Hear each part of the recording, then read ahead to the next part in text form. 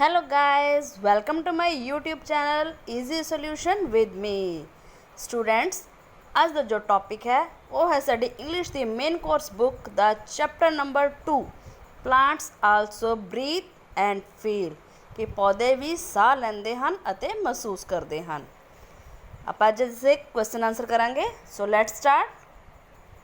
First question is what was the event that surprised the world?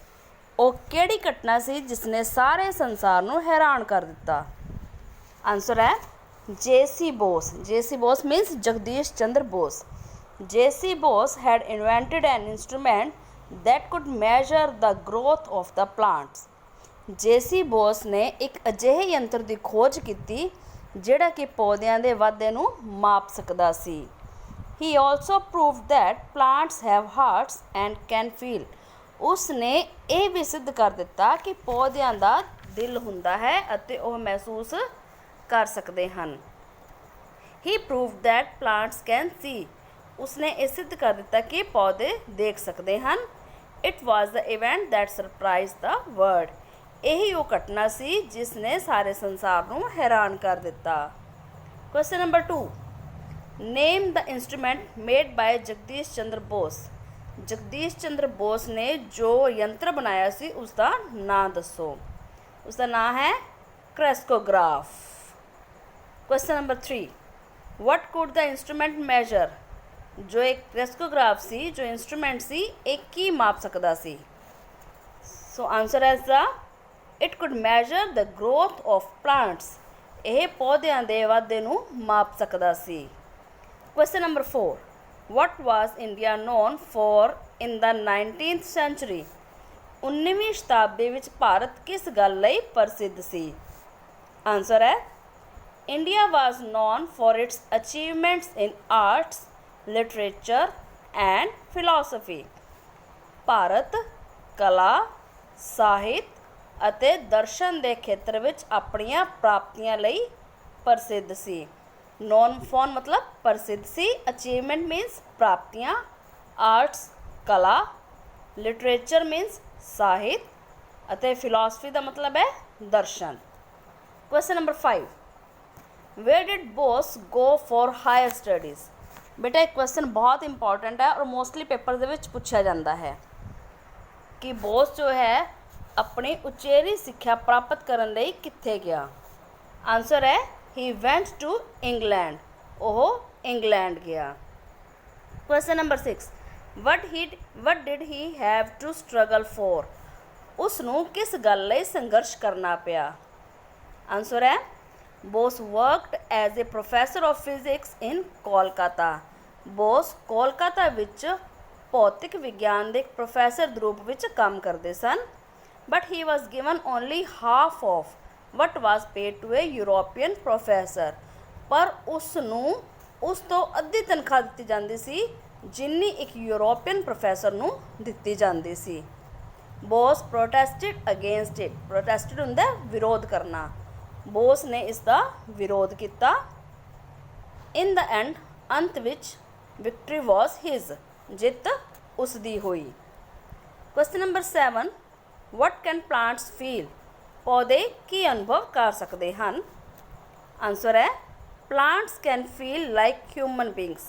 ਪੌਦੇ ਮਨੁੱਖ ਦੀ ਤਰ੍ਹਾਂ ਅਨੁਭਵ ਕਰ ਸਕਦੇ ਹਨ।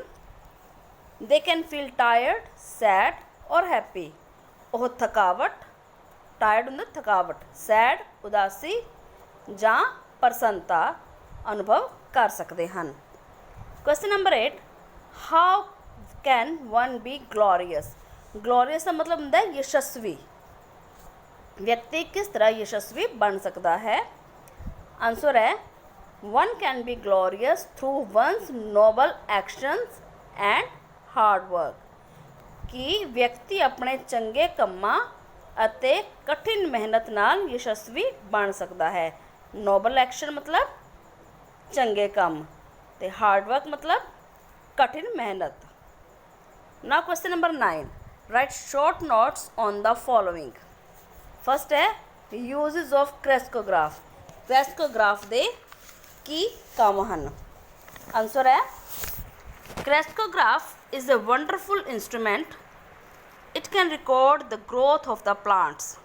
क्रैस्कोग्राफ जो है एक अद्भुत यंत्र है, ਇਹ ਪੌਦਿਆਂ ਦੇ ਵਾਧੇ ਨੂੰ ਮਾਪ ਸਕਦਾ ਹੈ। It shows that plants feel like human beings. ਇਹ ਦਰਸਾਉਂਦਾ ਹੈ ਕਿ ਪੌਦੇ ਵੀ ਇਨਸਾਨਾਂ ਦੀ ਤਰ੍ਹਾਂ ਮਹਿਸੂਸ ਕਰ ਸਕਦੇ ਹਨ। It also shows that plants have A ਕੀਨ site. ਇਹ ਵੀ ਦਰਸਾਉਂਦਾ ਹੈ ਕਿ ਪੌਦਿਆਂ ਦੀ ਨਜ਼ਰ ਤੇਜ਼ ਹੁੰਦੀ ਹੈ। ਕੀਨ ਦਾ ਮਤਲਬ ਤੇਜ਼, ਸਾਈਟ ਮਤਲਬ ਨਜ਼ਰ, ਕਿ ਪੌਦਿਆਂ ਦੀ ਨਜ਼ਰ ਤੇਜ਼ ਹੁੰਦੀ ਹੈ। ਨੈਕਸਟ ਹੈ Jagdish Chandra Bose contribution to science. Jagdish Chandra Bose ਦਾ ਵਿਗਿਆਨ ਨੂੰ ਦੇਣ।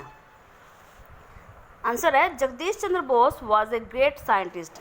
ਜਗਦੀਸ਼ ਚੰਦਰ ਬੋਸ ਇੱਕ ਮਹਾਨ ਵਿਗਿਆਨਿਕ ਸੀ। He was interested in animal and plant life. ਉਹ ਪਸ਼ੂ ਅਤੇ ਵਨਸਪਤੀ ਜੀਵਨ ਵਿੱਚ ਰੁਚੀ ਰੱਖਦਾ ਸੀ।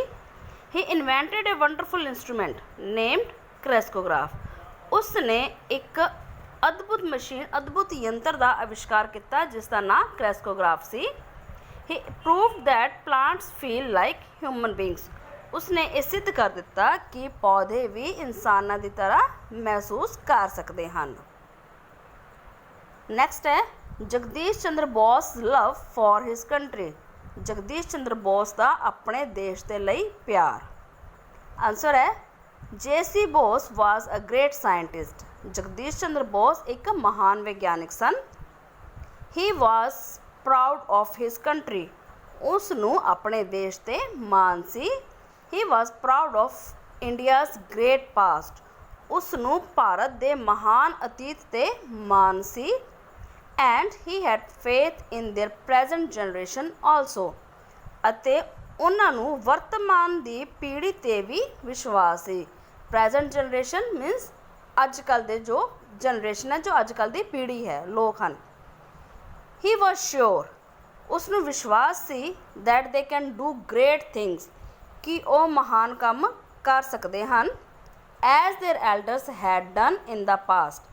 ਜਿਸ ਤਰ੍ਹਾਂ ਕਿ ਉਹਨਾਂ ਦੇ ਜੋ ਪੂਰਵਜ ਸਨ, ਐਲਡਰਸ ਮਤਲਬ ਜੋ ਉਹਨਾਂ ਦੇ ਬਜ਼ੁਰਗ ਸਨ, had done in the past, ਜਿਵੇਂ ਅਤੀਤ ਦੇ ਵਿੱਚ ਉਹ ਕੰਮ ਕਰਿਆ ਕਰਦੇ ਸਨ, ਉਵੇਂ ਹੀ ਜੋ ਅੱਜ ਕੱਲ੍ਹ ਦੀ ਜਨਰੇਸ਼ਨ ਹੈ, ਵਰਤਮਾਨ ਜੋ ਪੀੜ੍ਹੀ ਹੈ, ਉਹ ਵੀ ਮਹਾਨ ਕੰਮ ਕਰ ਸਕਦੀ ਹੈ ਜਿਵੇਂ ਕਿ ਉਹਨਾਂ ਦੇ ਜੋ ਪੂਰਵਜ ਸਨ ਉਹ ਕਰਿਆ ਕਰਦੇ ਸਨ।